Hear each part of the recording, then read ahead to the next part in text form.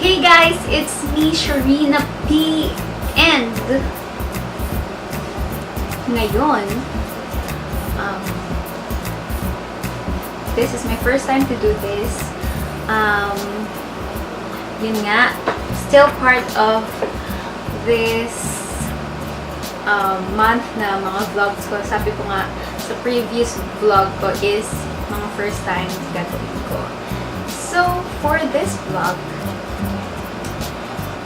okay, so I will be sharing with you 20 Bible verses and motivational quotes. Okay, so I still have this like box over here, and bubunot na lang ako.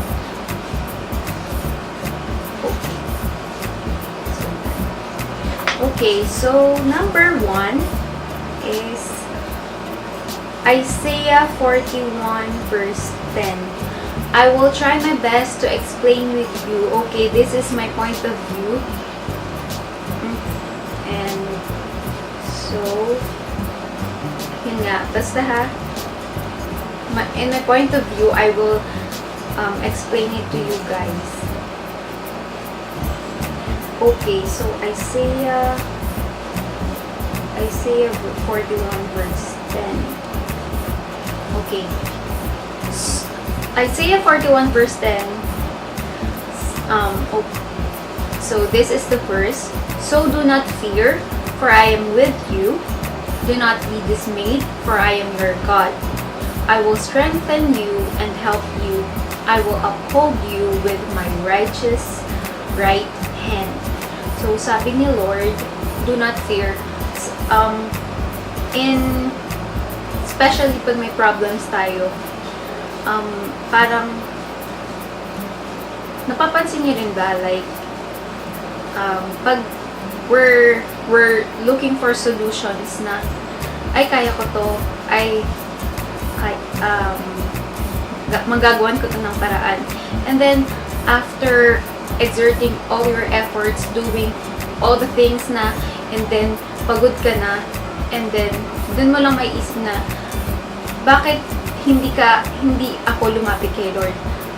Why is it like that, diba? Parang, bakit nga ba yung si Lord yung nagiging parang last na pinupuntahan natin when we have problems? So, I think this verse, sabi niya, so do not fear, for I am with you. Do not be dismayed, for I am your God. Sabi nga, bakit tayo matatakot? Like, pag may problems nga din na natatakot tayong i-face, why not i-face natin yon, and we should ask Him for help na to overcome these things. Why not i-face natin yung problem, then ask God for help, like, Lord, help me with this as I face this problem, because alam ni Lord na, you know, we will overcome it, kasi binigay niya yun sa'yo dahil alam ni Lord na kaya. Next, Deuteronomy 31 verse 6. Okay, here it goes. Be strong and of good courage. Do not fear nor be afraid. Be afraid of them, for the Lord your God, He is the one who goes with you. He will not leave you nor forsake you. So, like the Isaiah 41 verse 10, it is somehow related to this verse. Kasi doon, diba, do not fear. Ang sabi naman dito ni Lord, be strong and of good courage. Do not fear nor be afraid. And na naman yung words na do not fear nor be afraid of them. For the Lord your God, He is the one who goes with you. So in every life's battle, we have our own battles, and we have own struggles in life. Sabi ni Lord, be strong and of good courage. So, ito i-relate ko lang siya kasi mas makaka-relate tayo pagka may problems, no? Okay, so I will cite an example. Like, last semester, I will share with you my college life. Second semester ng third year, and as we all know, third year is like the crucial year for college students, something. And I have this thesis. I have this advertising subject, which ako yung parang naging leader dun sa buong class, dun sa advertising congress namin. Kasi yung ginagawa namin dun, radio ads, commercials, TV commercials, and something na parang, tapos kami iniisip ng concept, then ipapass namin dun sa parang parang sa coordinator namin. Then, kung hindi yun ma-approve, babalik sa amin, then you think of another story, think of another parang problem sa Philippines, kasi something na related sa ganun. And then, so may thesis pa. So, itong verse na to talaga, yung be strong and of good courage, do not fear nor be afraid. Like, wag kang mag-worry for tomorrow, for the coming days. Like, paano na yung thesis ko? Kailangan pang mag-shoot for the commercials and all that. Kasi, every Monday, wala kaming class nun. So, Saturday and Monday, shooting day namin yon. And, yun nga, sabi ko may thesis kami. So, paano namin matatapos to with this subject and thesis na kailangang pagsabayin? Yung gumawa kami ng mascot, ganun, dun sa advertising part. So, hindi ako natakot for what will be the result of both thesis and advertising conference. As long as gawin mo yung best mo, gawin mo yung part mo, and the Lord will do His part in your life, like His part for you. All you have to do is trust Him to, like, sabi mo, Lord, ito na lahat ng problems ko, lahat ng anxiety, go overthink ka. Lord, tulungan niyo ako. And you will not realize na slowly nagiging kumbaga na-overcome mo na yun, like, and then you will end up being successful with those things, and sasabihin mo lang, thank you Lord for guiding me, for especially sa time management. Yun talaga yung inas ko kay Lord para yun nga, ma-overcome ko yung, and to come out na I will pass the subjects. Yun talaga yung inas ko sa Lord, kay Lord. And hindi ako nagkamali. Tinulungan ako ni Lord to overcome those things na like napasa ko pa yun. Pasado yung dalawang subjects na yun. So, yun. I stood strong and hindi ako natakot for what will happen next in the coming days, sabi ko nga. Kasi alam ko si Lord is there for me. As long as you will do His will in your life. Okay. Next. So, gagawin ko 10 verses and 10 motivational quotes. So, verses muna tayo lahat. Philippians 4:13. Well, Philippians 4:13 is, I can do all things through Christ who strengthens me. That in everything you do, magagawa mo. Because the Lord is there to strengthen you and to guide you yun nga, like, you will be successful in whatever you do as long as andyan si Lord to strengthen you. Lahat ng bagay na yan, magagawa mo. Yun. So, yun.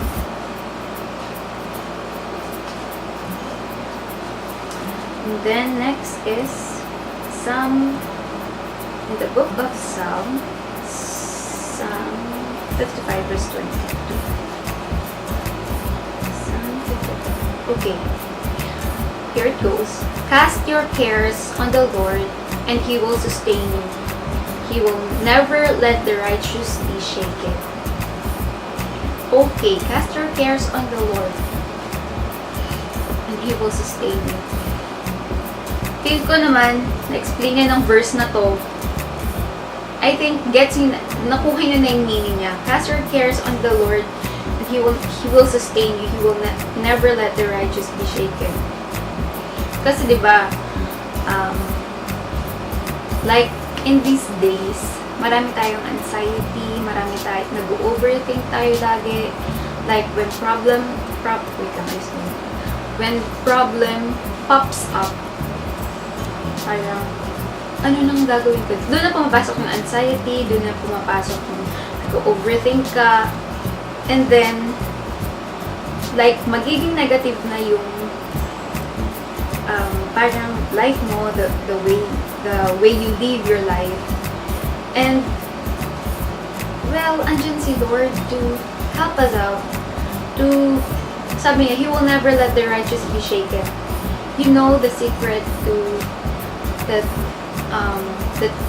the secret to being successful with God's help is to be righteous. Is to do His will in your life. Yun. You know, when you do His will in your life, when you follow Christ, everything will go well with you. Although may mga circumstances, but tutulungan ka ni Lord in every situation. Yun. Next is Proverbs 3:5-6. It says, trust in the Lord with all your heart and lean not on your own understanding. This is the most important verse. In all your ways submit to Him, and He will make your paths straight. Trust in the Lord with all your heart. Okay, verse 5, trust in the Lord with all your heart and lean not on your own understanding. You know, sa buhay natin, kailangan na ipagkatiwala natin lahat ng bagay kay Lord. And wag lang tayong lean. Wag lang tayong naisip mo yan, ako, go na. What if it's not the will of the Lord? Like, you ask Him to lead you kung saan yung will ni Lord sa buhay mo. Kasi, if tayo lang yung sinusunod lang natin yung sarili natin without asking guidance from the Lord, nako, parang magiging chaotic life yung mangyayari sa buhay natin. So, lean not on your own understanding. Then, verse 6 is, in all your ways submit to Him, and He will make your path straight. When we submit everything to the Lord, sabi ko nga, ipupunta tayo ni Lord dun sa right track. Ipupunta tayo ni Lord sa right track, and you know, you will experience the blessing of the Lord. Yun. Like the particular blessings na, you know, ina-ask natin kay Lord. Okay. John 14 verse 14 verse 27. Peace I leave with you, my peace I give to you. I give you. I do not give to you as the world gives. Do not let your hearts be troubled, and do not be afraid. So, no, napapansin ko, may mga verses na napili ko is, do not fear, do not be afraid. Kasi, lalo na sa time, sa ano to, in this days, in this era, like, we're so, alam mo yun, yung masyado tayong, kumbaga, agad tayong naapektuhan ng mga problema sa life. Kasi, syempre, yung, kumbaga, yung level ng mga problems ngayon, iba na rin. So, yun, sabi ni Lord, peace I leave with you, my peace I give you. Kumbaga, sabi niya sa dulo, do not be afraid. So, wag tayong masyadong mag-worry. Okay, it's normal for us to feel worried, but, you know, kailangan din natin ng, ma-feel yung peace from the Lord. Like, pag may problema na dumating, I know, sabihin mo lang, Lord, I know that you're there. That help me with this thing, with this problem. And, yon, gagawa si Lord sa buhay mo. And, you will feel the peace. Iba yung peace na nararamdaman natin. Peace inside. But, the peace from the Lord is another thing. It's the best thing. Yung peace. Alam ko sa panahon ngayon, mahirap na yung hinahanap natin. Wala na bang kayapaan sa Philippines, sa bansa natin, sa mundo. Pero, kung gusto mo maramdaman yung peace na yun, like, ask God, Lord, give me, peace that is coming from you, and yung life mo, like, mafe-feel mo na yung life mo, magbabago, like, if you live in peace, but not forever, if you live in peace, lalo na yung peace from the Lord, yung buhay mo, yung buhay mo magiging maganda. Everything will be smooth. Kahit may problems ka, may struggles ka sa life, basta alam mo yung the peace that comes from the Lord. Iba yun. Blessing na, lalo sa panahon ngayon, blessing na blessing yun. Okay.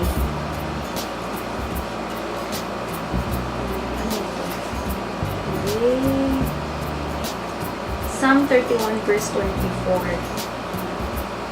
Psalm 24 here. Be strong and, Psalm 31 verse 24, be strong and take heart, all you hope in the Lord. Okay. Yung verse na yon, I don't need to explain it further because andun na yung meaning niya. Be strong and take heart, all you hope in the Lord.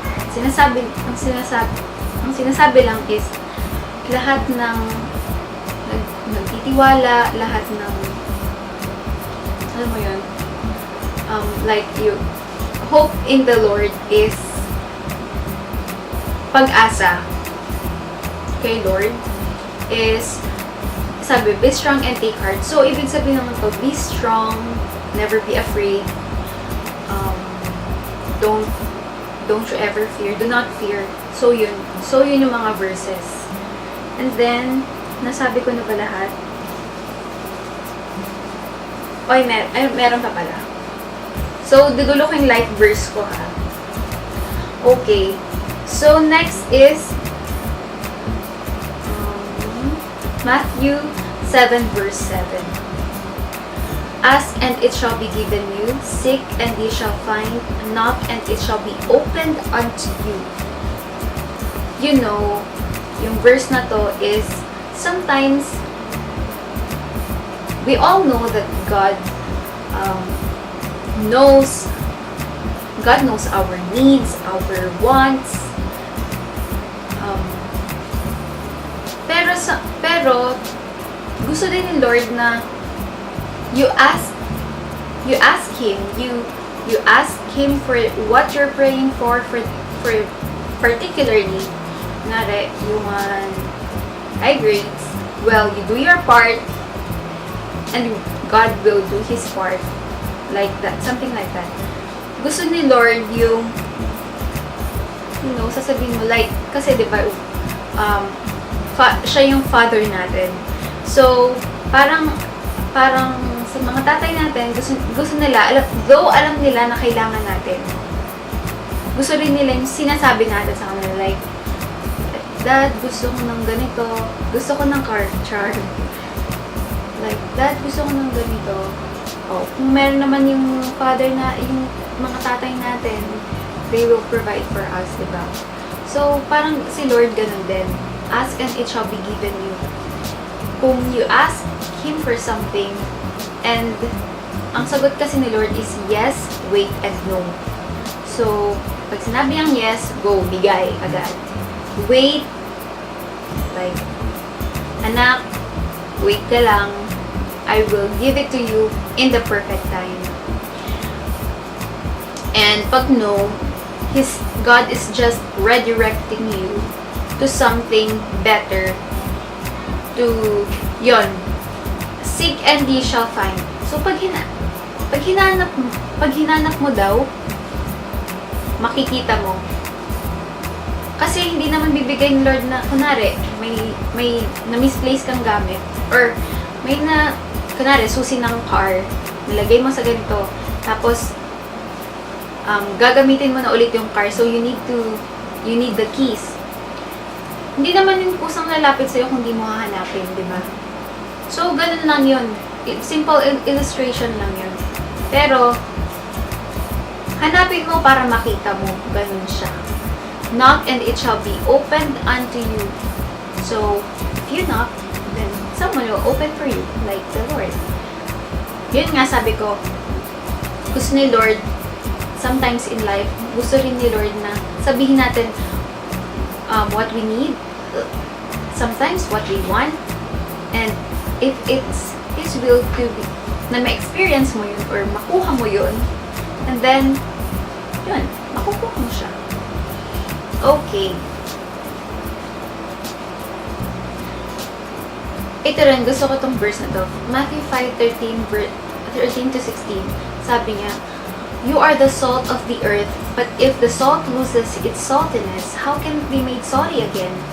It's no longer good for anything except to be thrown out and trampled underfoot. You are the light of the world. A town built on a hill cannot be hidden. Neither do people light a lamp and put it under a bowl. Instead, they put it on its stand, and it gives light to everyone in the house. In the same way, let your light shine before others, that they may see your good deeds and glorify your Father in heaven. So, okay. So, yun nga. Be the salt and light to the world. Diba salt preserves, like salt, diba in the olden days, yung salt gamit nila to preserve a food, to preserve something. And sabi ni Lord, be the salt. Yung mundo natin ngayon is magulo na. Kumbaga, toxic na siya. And we should be the salt. We should be the ones para ma-preserve pa tong mundo na to. Yun. Kumbaga, sabi nga, salt preserves something. Be the salt so that, so as mga tao, maging salt tayo sa mundong ito para ma-preserve pa natin tong mundo. And light. Be the salt and light to the world. Marami nang nangyayaring hindi maganda sa mundo. So, parang yun ang darkness. And then, here comes us. Tayo dapat yung kumbaga magniningning. We should lead the way. Yun. And my life verse is from Jeremiah 29 verse 11. For I know the thoughts that I think toward you, says the Lord, thoughts of peace and not of evil, to give you a future and a hope. Yun nga, sabi, for I know the thoughts that I think toward you, says the Lord.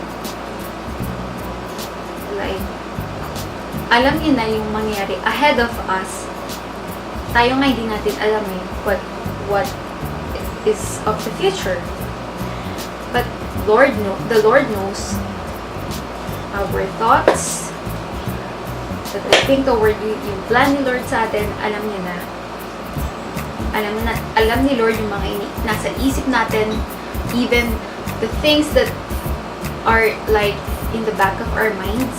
Alam ni Lord yun, like everything, siya kayong gumawa sa atin, di ba? So, sometimes, parang ito rin gusto kong i-add. Sometimes sa life natin, gusto natin yung will natin yung masusunod. Pero, di ba, not sometimes, but oftentimes, pag sinusunod lang natin yung sarili natin without seeking His guidance, naliligaw tayo, di ba? And so, yun nga. And pag sinik natin yung guidance ni Lord, magiging successful naman tayo din, di ba? Last is my life verse, Jeremiah 29 verse 11, "For I know the thoughts that I think toward you, says the Lord, thoughts of peace and not of evil, to give you a future and a hope." So, sabi ni Lord, alam niya na what's in our minds, ano pa lang yung iisipin natin, and like our plans, alam na ni Lord, parang ngayon pa lang, alam na ni Lord yung from the time na pinanganak tayo, alam na ni Lord yung plan niya sa life natin. You know, yung plan naman ni Lord will not harm us eh. Nagiging mahirap lang siya kasi ginagawa natin yung kumbaga yung hindi nga will sa life natin. But at the end of the day, hindi tayo nagiging successful. So, pag hindi ka naging successful doon, pupunta ka kay Lord, like you will ask God, what happened? Bakit hindi ganito? It's because hindi nga yun yung plan niya sa life natin. So, it's just that God is redirecting us to His plan in our lives, to like best things that will happen in our lives. God knows what's in the back of our minds. If you're thinking good or not, alam ni Lord lahat yan. So,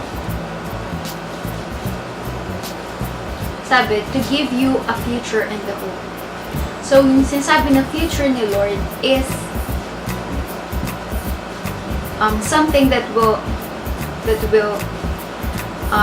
something na like mag-benefit tayo, something that will not harm us, something that we will be successful in. So yun. So now let's go now to the 10 motivational quotes na pinili ko. So number 1, the way to get started is to quit talking and begin doing. Walt Disney. We all know Walt Disney, the one who created the happiest place on earth. And I'm so blessed that I have experienced it. I have experienced to go there, experience everything there, particularly in Hong Kong Disneyland. So, yes. The way, di na kailangan ng marami explanation. The way to get started is to quit talking and begin doing. Better to do, sabi nga, let success be the noise.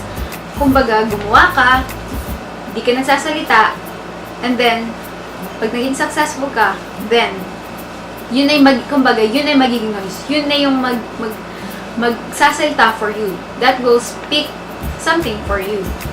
Eh, kung salita ka lang salita, ate, at wala ka namang ginagawa, so, walang mangyayari sa buhay. Okay, next. The pessimist sees difficulty in every opportunity. The optimist sees opportunity in every difficulty. By Winston Churchill. The pessimist, we all know, the negative thinkers sees difficulty in every opportunity. Like for example, you're a fresh graduate. You're looking for a job. Fresh graduate nga, so you still don't have any experiences from companies, from work, and all that. Like, yeah, nag-internship ka. Pero iba pa rin yung you have experience. So, fresh grad ka, and this, binigay ni Lord sa'yo, ito yung work mo, ganyan.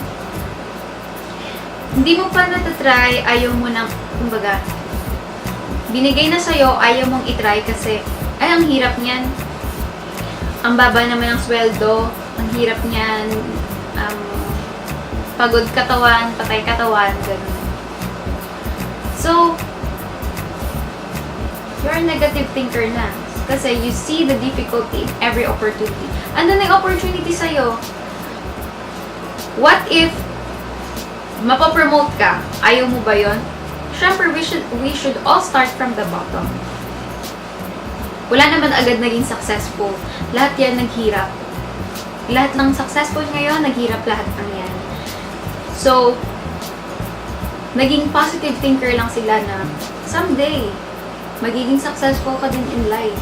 Yung gusto mong position nila, makukuha mo rin yan. If that's the will of the Lord for you. And, you work hard for it.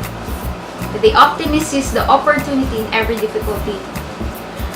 Ito yung mga tao ko na fresh grad ka nga, like, for example, yung kanina sinabi ko, fresh grad ka, ito yung work na binigay sa'yo ni Lord. Kasi nga, naghanap-hanap ka ng work. Ito, although pagod ka, not that high-paying salary, pero grinab mo siya. Grinab mo yung opportunity, and then, you work hard for it every day, pasok ka ng maaga, ganyan, ganito, ganyan, ganyan. And then, later on, na-promote ka, and then, naging successful ka. Because, from the very start pa lang, naging optimist ka na better things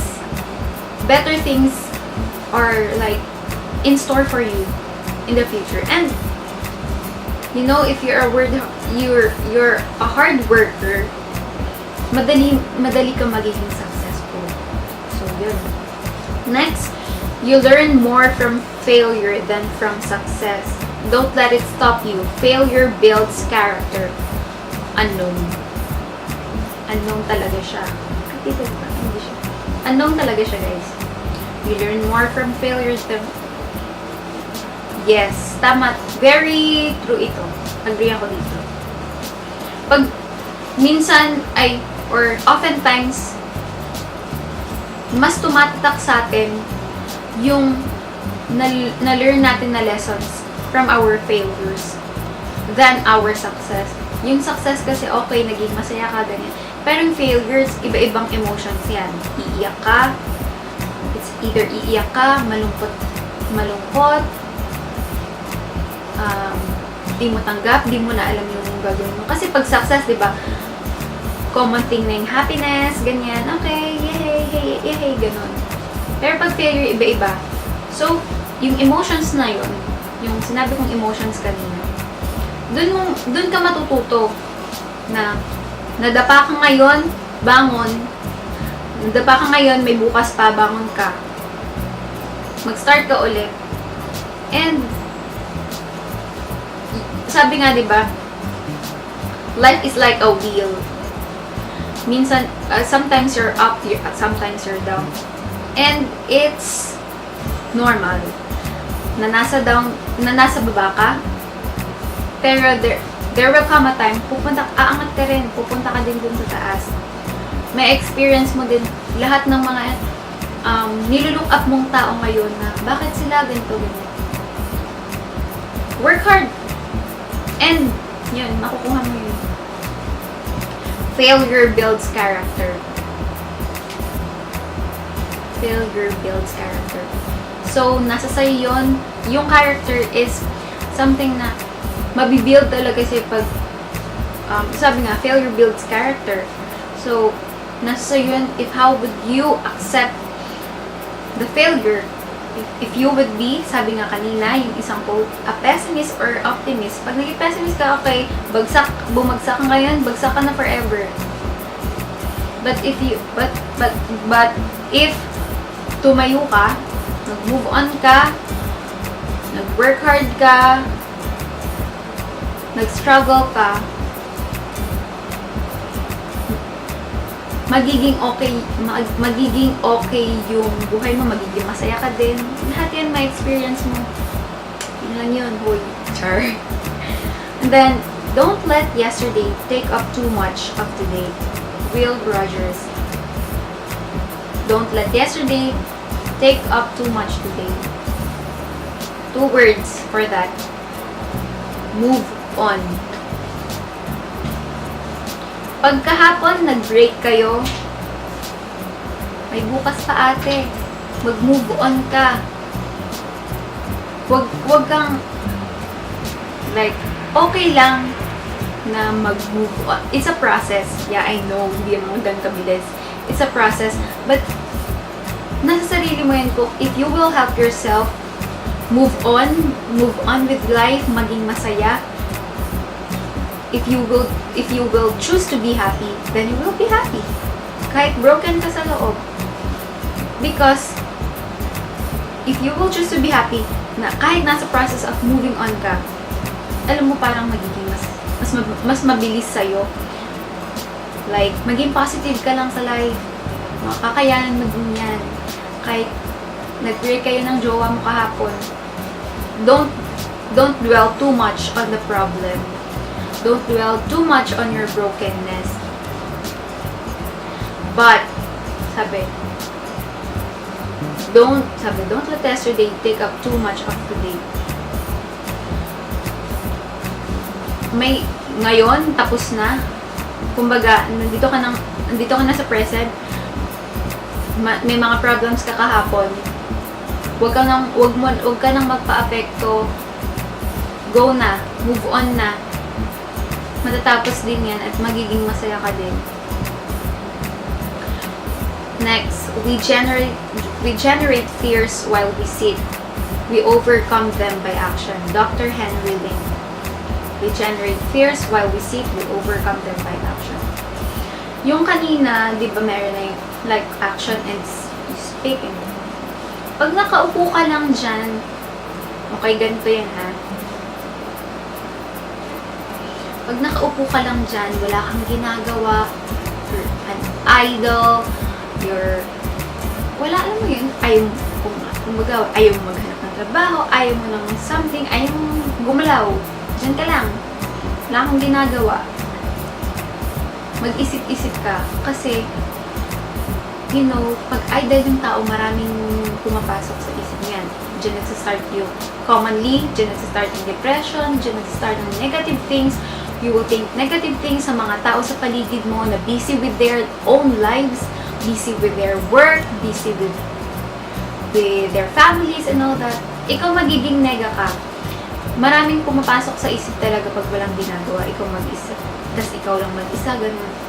But if you, kumbaga, unemployed ka, if you will look for a job, you know, magiging busy ka, yung utak mo mag-generate, mas magiging productive yung buhay mo, yung the way you live, and all that, mas magiging masaya. So, overcome them by action. Wag lang, or if may problem ka, nakaupo ka lang dyan, wala kang ginagawa, nothing will happen to you. Like, nothing. Ang problema is, problems ay dapat may solution. You find for solutions. Hindi yung problem, habang iniisip mo, dumadami lang yung problems mo. So, gumalaw ka dyan, galaw-galaw, baka ma-stroke. Okay, ganun lang yun.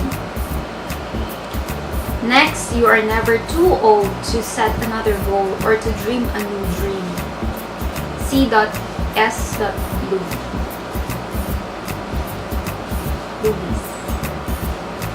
Okay, you are never too old to set another. Age is just a number. Yun ang pasok dito sa kanya. You are never too old to set another goal or to dream a new dream. Madaming tao ngayon na nagiging successful in the latter part or later years in their lives. Like the owner of KFC, diba? I forgot his name na. Owner ng KFC is retired. I know, as far as I know, retirement parang pay niya yun, something na benefit niya yung money. And then, he thought of putting up a business. Anong gagawin niya sa pera niya nga? So, gumawa siyang business, ganito, hanggang sa lumaki. So, what is KFC now? So, ang mag-start dyan is, matanda na, 60 plus na. So, age is just a number. Kung may goal ka sa life, at, kunwari, fresh grad ka, 25 years old ka na, wala ka pang nagiging trabaho, set a goal in your life. And wag mo lang siyang maging goal mo. Pagtrabahuhan mo siya, kuya, ate. Pagtrabahuhan mo siya, ma-achieve mo yon if you will work hard and do your part and seek God's will, seek God's guidance, and yun, magiging successful ka dun sa gusto mo. So, age is just a number. Next, the only way to do great work is to love what you do. If you haven't found it yet, keep looking, don't settle. Steve Jobs, the owner and the founder of the Apple. The only way to do great work is to love what you do. Di ba nga merong quotation na, if you love what you do, like, something like that. If you love what you do, parang you will not work for your entire life. Parang ganun yung gustong i-drive nung something na quotation na nabasa ko. So, kung may work ka, and yan talaga yung passion mo, then you are blessed. Kasi, hindi mo na-feel na nagtatrabaho ka. Kasi nga, yan ang passion mo. Passion has a deeper meaning than love. So, love and sacrifice yan, all together, dyan sa passion mo yan. Okay, so kung yan ang passion mo, and yan ang trabaho mo ngayon, you are blessed. And to those people na nag-work ngayon and hindi yun yung passion nila, sabi dito, keep looking, don't settle. Maybe not now, maybe now, hindi mo siya love, pero if you keep on looking, keep on searching for what you're passionate about, na work din, or you're passionate about putting up a business, then go for it. Be a risk taker. Basta yon, hindi ka kasi mapapagod if you're passionate about your work, about something, then gawin mo siya. Okay, so yun. Next, you don't have to be great to start, but you have to start to be great. By Zig Ziglar. Not all naman na started na great. Hindi. Yeah. Sa others' perspective, but dun sa, like life in general, lahat nag-start na simple lang. Lahat nangarap. Don't have to be great to start, but you have to start to be great. Kumbaga, to start something in your life, parang if you want to try something, and ito pa lang yung parang nasa low point ka pa lang, okay lang yan. Kasi hindi mo naman kailangan na nasa highest of highs ka na. Tapos, para to start, hindi mo kailangan maging ganun. You start from the bottom. Okay, so, hindi mo kailangan na nasa taas ka to start. Don't have to be great to start something. So yeah. Next would be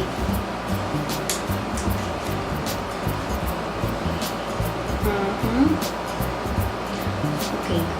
One of the lessons that I grew up with was to always stay true to yourself and never let what somebody else says distract you from your goals, by Michelle Obama, the wife of the former President Obama of the US of A. Okay. Be true to yourself. Like, maraming tao ngayon mapagpanggap. Like, okay ha, as I,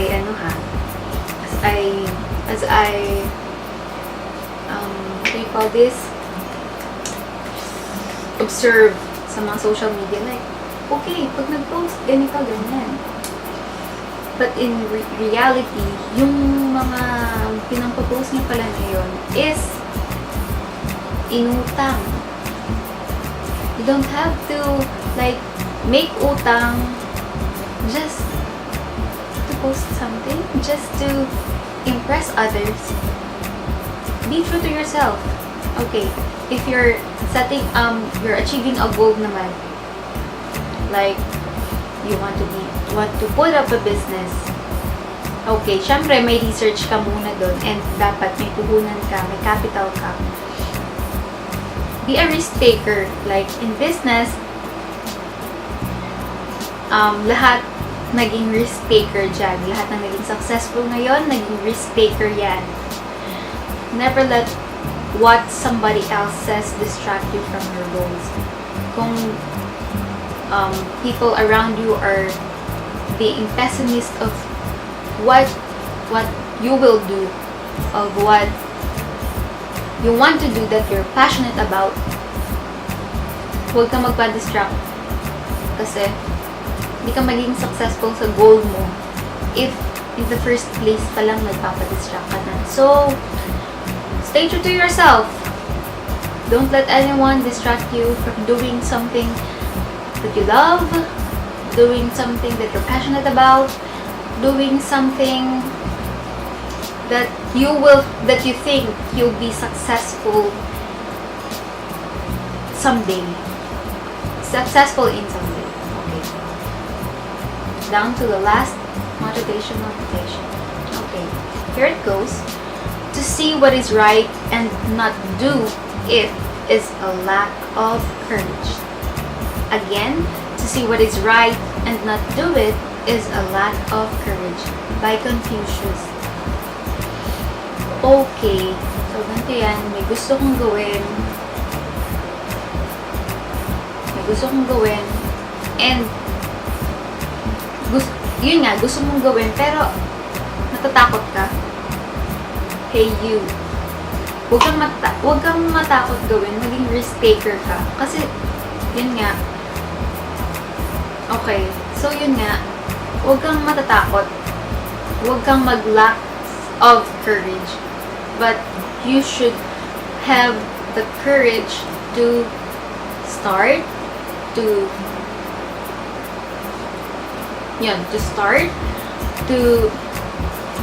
kasi when you haven't started yet, you will not be successful.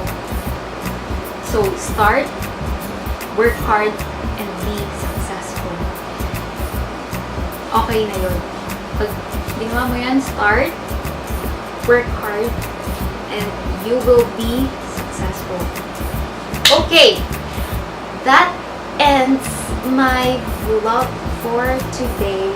I hope may mga nakuha kayong lessons, may mga natutunan kayong lessons, I mean. And I hope na if you're feeling down right now, know that you are deeply loved, you are highly blessed, know that you are deeply loved, you are highly favored and blessed. Cheer up, huwag kang feeling down,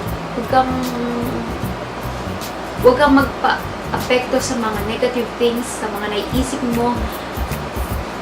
Get up, do something, be productive, and sabi ko nga, start, work hard, and you will be successful in any situation, in everything that you wanted to do, in anything that you're still planning, in anything that nabubuo pa lang sa mind mo. Start, work hard, and you will be successful in life. Okay. And thank you guys for watching. Add me on Facebook, it's Sharina Perez Babon. On my Twitter, it's Sharina_Perez. And on my Instagram, it's Sharina_Babon. So, please give it a thumbs up. And comment down below if you want me to do something else, like unique, anything, as long as kaya ko, anything under the sun, I will do my very best for you. And thank you guys for watching. Like and subscribe on my channel. It's Sharina P. Okay, thank you guys. God bless everyone and love you all. Mwah, mwah.